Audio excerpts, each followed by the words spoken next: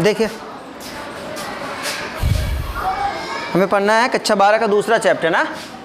देखिए उससे पहले समझ लीजिए, कुछ पॉइंट समझ लीजिएगा। परागण, निषेचन, ठीक, युग्मक, युग्मनज, ये पॉइंट आपको बार बार मिलेंगे, इनको याद रखिएगा, ठीक है। और पुष्प के भाग के बारे में तो मैं आपको पढ़ा ही चुका हूँ, पुष्प के कितने भाग होते हैं, ठीक है। देखिए अब समझिए, और एक चीज़ हो गया। अब देखिए घटनाओं को दो भागों में आपके चैप्टर में बांटा गया है। घटनाओं को, ठीक है। तो पहला एक होता है, यहाँ समझ लीजिएगा पहले निषेचन, पूर्व घटना, निषेचन पूर्व घटना, उसके बाद निषेचन, उसके बाद निषेचन पश्चात घटना, ठीक है। देखिए अब परागण क्या होता है वो समझ लीजिए, ये चैप्टर भी मैं बता दूंगा या तो अगला वीडियो बनाऊंगा उसमें समझा। देखिए परागण क्या होता है तो आपको मैं फिर से समझा देता हूँ एक बार हल्के भाषा में, ठीक है। ये आपका क्या हो गया बहनी, ये आपका क्या हो गया, ये वर्तिकाग्र हो गया, ये वर्तिका हो गया और ये अंडाशय हो गया। ये आपका फिलामेंट की बात कर ले, तंतु की बात कर ले, ये परागकोश हो गया, ये वाहदल हो गया, ठीक है। ये हो गया पुष्पासन, ये हो गया वृंत और ये हो गया क्या, दल पुंज, है ना। तो हम क्या पढ़ रहे हैं, परागण पढ़ रहे हैं। तो परागण में होता क्या है कि देखिए यहाँ पाया, इसी परागकण, इसी परागकोश के अंदर क्या पाए जाते हैं, परागकण पाए जाते हैं। अब इन्हीं परागकण का यहाँ से आप कहेंगे कि यहाँ से परागकण केवल उड़ के या किसी माध्यम से, माध्यम कितने होते हैं, तो माध्यम कितने होते हैं, 3 माध्यम होते हैं बहनी, 2 और तीसरा। पहला होता है जल द्वारा, दूसरा होता है जीव द्वारा और तीसरा होता है वायु द्वारा। ध्यान देना, एक क्वेश्चन बार बार पूछेगा कि सबसे ज़्यादा परागण किसके द्वारा होता है, तो सबसे ज़्यादा परागण किसके द्वारा होता है, जीव द्वारा, ठीक है।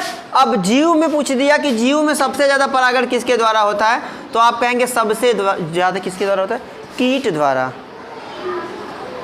अब देखिए अब बात आ गई भैया कैसे पहचानेंगे कौन कीट है ना। चलो कीट की पहचान तो मैं बताता हूँ। कीट जो होगा उसके पास कितने पैर पाए जाएंगे, 6 पैर पाए जाएंगे, समझ रहे हो। 6 पैर के साथ साथ क्या पाए जाएंगे, पंख पाए जाएंगे। उनकी पहचान क्या है, कीट, समझ गए। मधुमक्खी किस में आएगी, किस में आएगी, कीट में। भंवरा किस में आएगा, कीट में, है ना। तो जिनके पास 6 पैर पाए जाए, तितली किस में आएगी, कीट में आएगी। पतंगा किस में आएगा, है ना। तो देखिए जिनके पास 6 पैर होंगे और क्या होगा, एक जोड़ी पंख होगा, वो क्या किस में आएगा, कीट में आएगा। तो परागण हम समझ रहे हैं, परागण होता क्या है ना।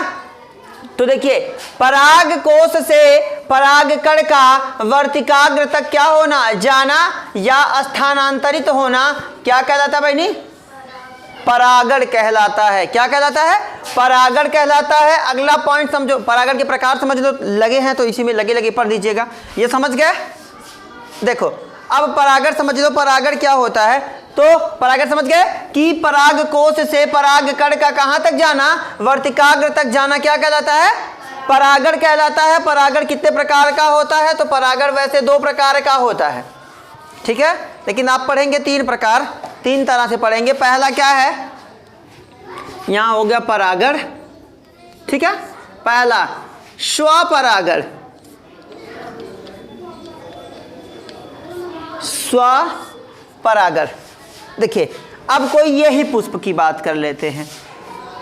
स्वपरागण में क्या होता है, जब किसी पुष्प का परागकण उसी पुष्प के वर्तिकाग्र तक जाता है, समझ रहे हैं। जैसे एक पुष्प, कोई ये पुष्प है, इसी का परागकण इसी पुष्प के कहाँ चला जाए, वर्तिकाग्र पर चला जाए, जहाँ पराग नली से होते हुए कहाँ तक पहुँच जाएगा, अंडाशय तक पहुँच जाए, ओवरी तक, अंडाशय तक पहुँच जाए, वो क्या कहलाता है, स्वपरागण कहलाता है। क्या कहलाता है, स्वपरागण कहलाता है। और दूसरा देखिए, दूसरा होता है भाई सजात पुष्पी। ये स्वपरागण के अंतर्गत ही आता है। सजात पुष्पी, जब किसी एक ही जाति का, जैसे अब भाई मान लो कोई एक फूल है, ये पहला वाला एक फूल है, अब इसी का परागकण इसी के वर्तिकाग्र पर आ गया तो क्या कहलाएगा? क्या कहलाएगा? स्वपरागण। लेकिन दूसरा समझो कि कोई पेड़ है, अब भाई एक पेड़ है तो जाहिर सी बात है उस पर एक का फूल तो लगेगा नहीं, दूसरा लगेगा। दो फूल लग सकते हैं कि लग सकते हैं कि नहीं लग सकते?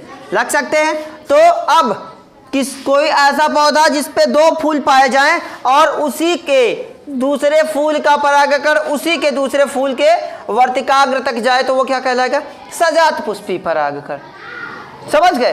देखो अब क्या है, ये कोई फूल है जिसमें कोई पौधा है जिसमें कितने फूल लगे? दो फूल लगे। तो एक फूल, पहले वाले फूल का परागकण उनके दूसरे फूल के वर्तिकाग्र तक चला गया तो वो कौन सा परागण? सजात पुष्पी परागण। समझ गए? अब देखो, अब तीसरा वाला क्या है? तीसरा होता है भाई पर परागण। पर परागण, किसी दूसरे पुष्प का परागकण किसी दूसरे पुष्प के वर्तिकाग्र तक। एक फूल यहां कर दिया जाए और एक फूल यहां कर दिया जाए। समझ रहे हैं?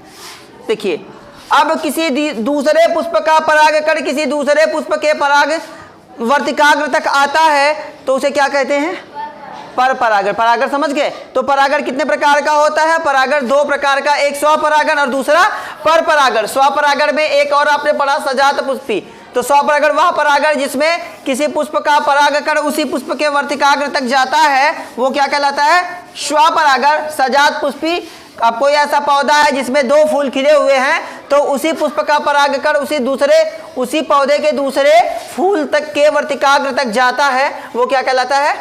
अब जब दूसरे पुष्प का परागकण दूसरे पुष्प के वर्तिकाग्र तक जाता तो उसे क्या कहेंगे? समझ गए? अब देखो बात आती है निषेचन की। क्या बात आती है? निषेचन। ये समझ जाएंगे, आपका दूसरा चैप्टर बहुत आसान है। ठीक है, ये समझ लीजिएगा, एक एक पॉइंट को क्लियर से समझिएगा, कोई डाउट होगा तो पूछ लीजिएगा। अब निषेचन, तो देखिए जिस प्रकार से पुरुष में शुक्राणु बनता है उसी प्रकार से पुष्प की बात करेंगे तो उसमें क्या बनेगा? परागकण बनेगा। ध्यान दीजिएगा, ये बार बार पूछेगा कि पुष्प में नर अंग का प्रतिनिधित्व, नर युग्मक का प्रतिनिधित्व। युग्मक देखिए लिखा हुआ है ना, युग्मक मतलब जो जोड़ा बनाता है उसे क्या कहते हैं? युग्मक। जो जोड़ा बनाने वाला, का मतलब करने वाला या बनाने वाला, तो युग्मक जो बनाएगा। तो पुष्प में युग्मक बनाने का काम कौन करता है? परागकण। और इधर बात कर लेंगे अंड या डिंब या अंडा जिसको बोला जाता है मादा में। और मादा की अगर हम लोगों की बात कर ले, मनुष्यों की बात कर ली जाए तो मादा में अंडाणु बनते हैं और पुरुष में शुक्राणु बनते हैं। जबकि पौधों में क्या बनता है? परागकण बनता है, और है ना, और पौधों में मादा में अंडाणु बनता है और पुष्पों में अंडा बनता है या अंडाणु, जो दोनों अंडाशय में ही पाए जाते हैं। समझ गए? तो युग्मक वह होता है। निषेचन समझ गए? तो आप कहेंगे निषेचन क्या होता है कि दो विपरीत युग्मकों का, दो विपरीत युग्मक, एक नर है और एक क्या है? मादा। तो दो विपरीत युग्मकों का आपस में मिल जाना, दो विपरीत युग्मकों का आपस में संलयित हो जाना, मिल जाना, क्या कहलाता है बहनी? तो क्या कहलाता है? निषेचन कहलाता है। समझ रहे हो? निषेचन क्या होता है? तो आप कहेंगे कि दो विपरीत युग्मकों का आपस में मिल जाना क्या कहलाता है? निषेचन कहलाता है। और युग्मक क्या होता है? जो जोड़ा बनाता है ना। युग्मक ध्यान दीजिएगा, युग्मक हमेशा कैसा होगा बहनी? अकेला होगा। समझ रहे हैं? युग्मक हमेशा अकेला होगा। अकेला का मतलब समझो, अकेला का मतलब समझो, ये हो गया युग्मक, तो एक होगा नर युग्मक और दूसरा क्या होगा? मादा, है ना। तो नर अलग रहा होगा, मादा अलग रहा होगा, तो तब पहले जब ये अकेले ही तो रहे होंगे, जब बाद में ये मिल जाते हैं तो किसका निर्माण कर देते हैं? युग्मनज का। तो कहेंगे कि जब दो युग्मक आपस में मिल जाते हैं तो किसकी उत्पत्ति करते हैं?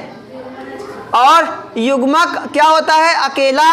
और युग्मनज में कितने होते हैं? दो लोग या दोनों होते हैं। तो कौन दोनों इसमें होंगे? कौन? तो अगर मनुष्य की बात कर लेंगे तो क्या होगा? शुक्राणु और अंडाणु। और पौधों की बात कर लेंगे तो परागकण और अंडा या अंड या डिंब। समझ गए?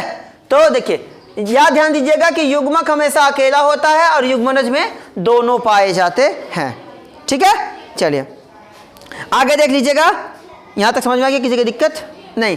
अब देखिए एक चीज और है, यहां छूट गया, भ्रूण। देखिए पहले परागण होगा, पहले क्या होगा, परागण। पहले वर्तिकाग्र तक क्या, पराग कोश से वर्तिकाग्र तक क्या पहुंचेगा, परागकण पहुंचेगा। उसके बाद क्या होगा, निषेचन, वो दोनों आपस में मिलेंगे, समझ रहे हैं। उसके बाद किसकी उत्पत्ति होगी, युग्मनज की। और यही युग्मनज आगे विकास करके किसका निर्माण करता है, भ्रूण का निर्माण करता है। और यही भ्रूण आगे चल के क्या बनता है, संतति, संतान या नया पौधा बनता है। समझ गए। अब देखो पुष्पों में क्या होता है, पहले परागण होगा, फिर क्या होगा, निषेचन होगा, फिर क्या होगा, युग्मनज होगा। उसके बाद वो युग्मनज आगे चल के क्या बनेगा, भ्रूण बनेगा। और भ्रूण विकास करके क्या बनेगा, संतान बनेगा। आपके चैप्टर में इसे दो भागों में बांटा गया है। पहला निषेचन पूर्व घटना और उसके बाद निषेचन पश्च घटना, और बीच में क्या है, निषेचन। मतलब निषेचन से पहले क्या होता है तथा निषेचन के बाद क्या होता है। समझ रहे हो, समझ रहे नहीं समझ रहे हो। देखिए तो क्या होता है कि निषेचन से पहले कौन सी घटना होती है, तो निषेचन से पहले जैसे क्या होता है, निषेचन से पहले जैसे युग्मक जनन, युग्मक का पैदा होना या निर्माण होना। ठीक है, देख लो, समझ लेते हैं आराम से, एकदम रिलैक्स होके। तो पहला ये मिटा दूं, कोई दिक्कत नहीं ना, पिछले चैप्टर में भी हमने पढ़ा है इस पॉइंट को, ठीक है ना। देख लिए, तो निषेचन पूर्व तो युग्मक जनन, फिर क्या है, युग्मक स्थानांतरण,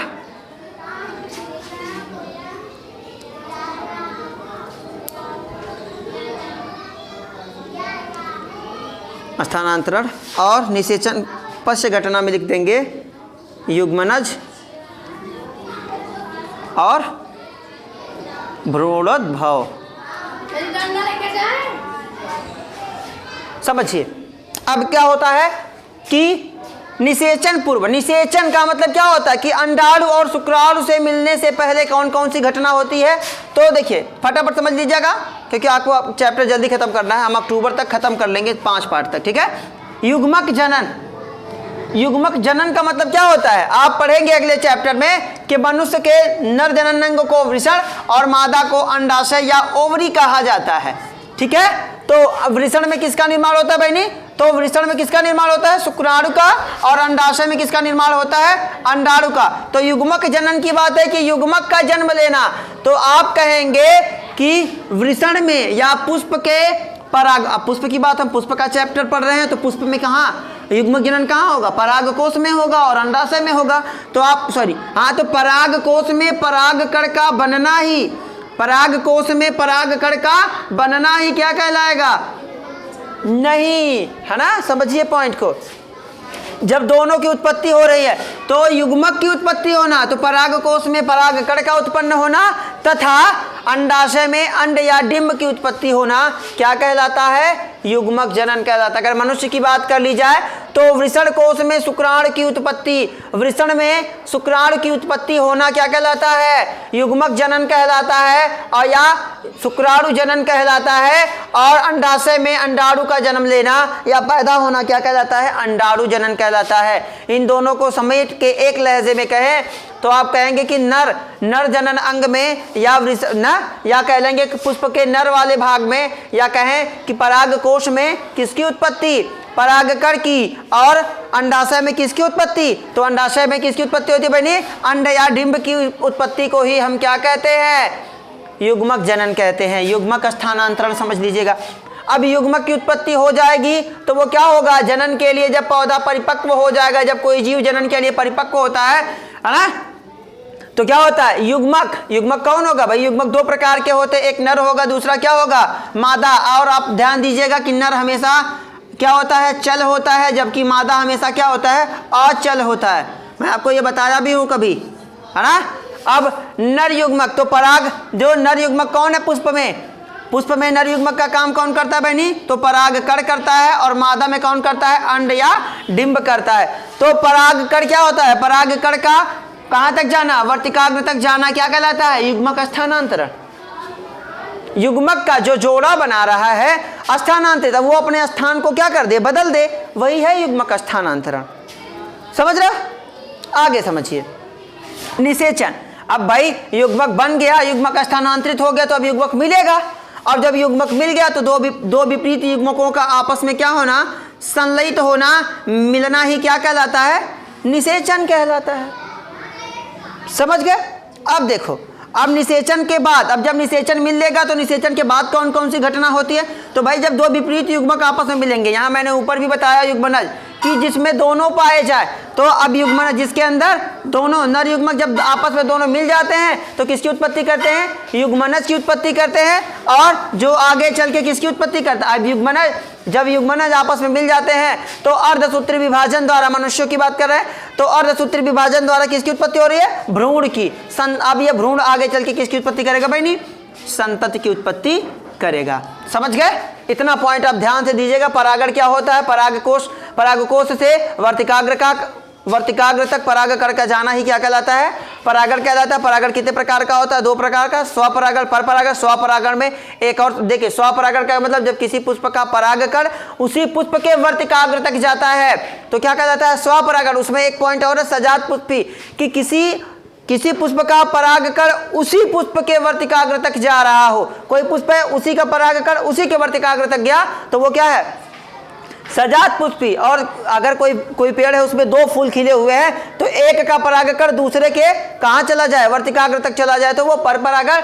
युग्मक क्या होता है, जो जोड़ा बनाता है। ध्यान दीजिएगा कि वो हमेशा अकेला होता है। निषेचन में भूल गया, तो निषेचन क्या होता है कि दो विपरीत युग्मकों का आपस में संलयित होना, मिल जाना, घुल जाना, आपस में एकदम एक हो जाना, क्या कहलाता है, निषेचन। युग्मनज, ध्यान दीजिएगा, युग्मक हमेशा अकेला होता है, आगे चल के वो मिलकर किसकी उत्पत्ति करता है, युग्मनज की। और युग्मनज विकास करके भ्रूण बनाता है, और भ्रूण विकास करके क्या बनाता है, संतान बनाता है। घटनाएं दो प्रकार की, निषेचन पूर्व, निषेचन पश्चात। युग्मक जनन, निषेचन पूर्व, निषेचन से पहले कौन सी घटना होती है कि युग्मक बनता है, फिर वह युग्मक स्थानांतरित होता है, फिर निषेचन होता है जिसमें दो युग्मक क्या होते हैं, संलयित होते हैं, और उसके बाद निषेचन पश्चात में वो क्या होते हैं, संलयित होने के बाद वो युग्मनज की उत्पत्ति करते हैं, और जो आगे चल के किसका विकास करता है, भ्रूण का, और उसके बाद किसकी उत्पत्ति होती है बेटी, संतति की। अगले वीडियो में हम अगले इस चैप्टर के बारे में पूरा पढ़ेंगे विस्तार से। ठीक है, बेस्ट ऑफ लक।